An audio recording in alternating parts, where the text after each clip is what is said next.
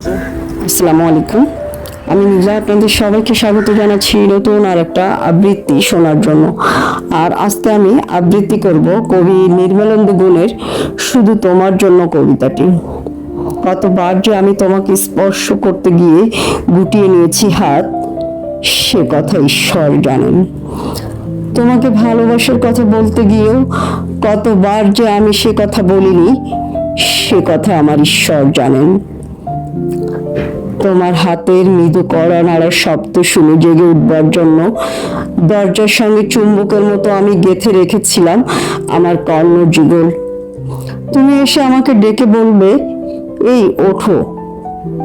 আমি আমি আর এই আমি কি শুনলাম? এমতো উল্লাসে নিজেকে নিক্ষেপ করব বলে তোমার উদ্দেশ্যে কতবার যে এরকম একটি দৃশ্যের কথা আমি মনে মনে কল্পনা করেছি, সে কথা আমার ঈশ্বর জানেন। আমার চুল পেকেছে তোমার জন্য, আমার গায়ে জ্বর এসেছে তোমার জন্য, আমার ঈশ্বর জানেন।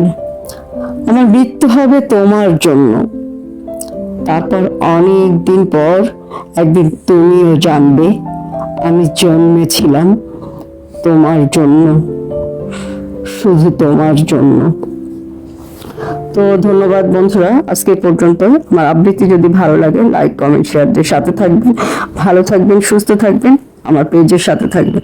আল্লাহ হাফেজ, আসসালামু আলাইকুম।